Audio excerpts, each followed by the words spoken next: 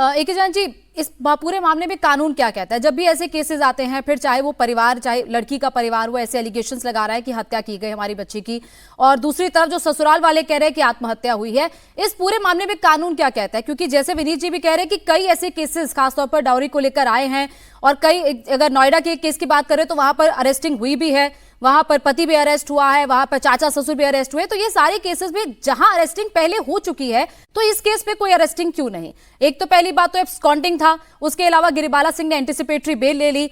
Police पर आरोप है कि पुलिस ने एफआईआर तक दर्ज नहीं की, पुलिस ने एफआईआर दर्ज करने से इनकार कर दिया। ये पुलिस पर परिवार की तरफ से एलिगेशन लगाया गया।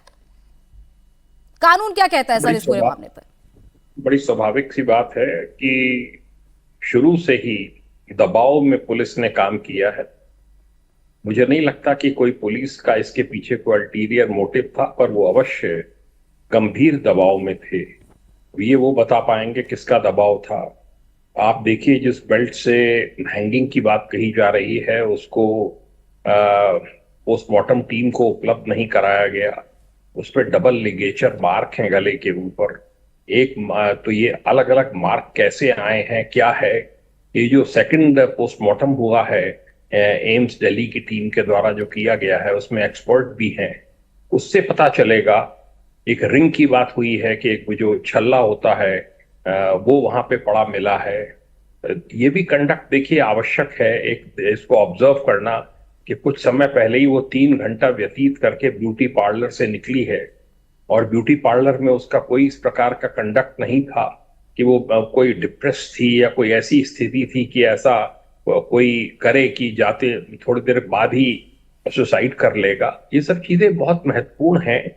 अब जो भी है, जो भी एविडेंसेस हैं, उन सब के ऊपर कार्य होगा। जो फर्स्ट पोस्टमार्टम रिपोर्ट है उसको देखा जाएगा। कुछ बहुत इंपॉर्टेंट जो बॉडी पार्ट्स हैं वो सेव किए गए हैं, वो एफएसएल में पूरी उनकी जांच होगी। विसरा प्रिजर्व किया गया है, विसरा को देखा जाना चाहिए। ये सब चीजें जो हैं अब डिटेल में होंगी। जो डिजिटल प्रिंट है, that is very important in this case.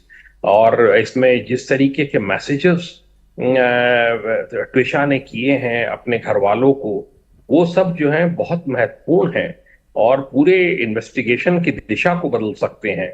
ऐसे में जब इस प्रकार के महत्वपूर्ण मैसेजेस हों तो एंटीसिपेटरी बेल देना ये एक बहुत ही बड़ा प्रश्न चिन्ह लगाता है।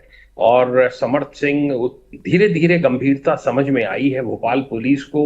उसके बाद उन्होंने प्रॉपरली इन्वेस्टिगेशन को टेकअप किया है। और जो शुरू का डिले है, देखिए हम लोगों ने बहुत इन्वेस्टिगेशंस किए हैं। ऐसे केसेस में कभी कभी प्रिवेंटिव डिटेंशन भी कर लिया जाता है, विदाउट एफआईआर उनको रोक लिया जाता है, जिससे कि वो फरार ना हो सके। इस केस में भी सख्ती से पेश आना चाहिए था, इस तरीके के दबाव में नहीं आना चाहिए कतई भी। महत्वपूर्ण केस है, जैसा मैंने पहले कहा। डाउरी डेथ का केस जो है, जो सेक्शन 80 है पीएनएस का, ये बड़ा इंपॉर्टेंट सेक्शन है। और ऐसे में इस प्रकार की विवेचना की उम्मीद नहीं की जाती है। तो ये सब चीजें जो हैं बहुत, अब सेकंड पोस्टमार्टम रिपोर्ट बड़ी इंपॉर्टेंट होगी। फर्स्ट पोस्टमार्टम रिपोर्ट में क्या क्या निकला है और इसमें क्या कोई एनोमलीज पाई जाती हैं, that will be a very serious thing अगर कुछ ऑब्जर्वेशंस फर्क सेकंड टीम करती है। दूसरा, मुझे बड़ा आश्चर्य हुआ कि जब फैमिली डिमांड कर रही है सेकंड पोस्टमार्टम, तो भोपाल के लोकल कोर्ट ने उसको डिनाई कर दिया। हाई कोर्ट ने बिल्कुल सही डिसीजन लिया कि एम्स की टीम आएगी। जब डिमांड कर रहे हैं तो नेचुरल जस्टिस ये डिमांड करती है कि आप कोई ऐसी डिमांड नहीं है जिसको कि आप मान नहीं सकते हैं। तत्काल उन्होंने ऑर्डर किया और पोस्टमार्टम, सेकंड पोस्टमार्टम हुआ। उसके बाद दाह संस्कार भी हुआ पूरा। हाईकोर्ट को लैप्सेस नजर आई, यही वजह है कि सर हाईकोर्ट ने सेकंड पोस्टमार्टम के लिए अलाउ किया।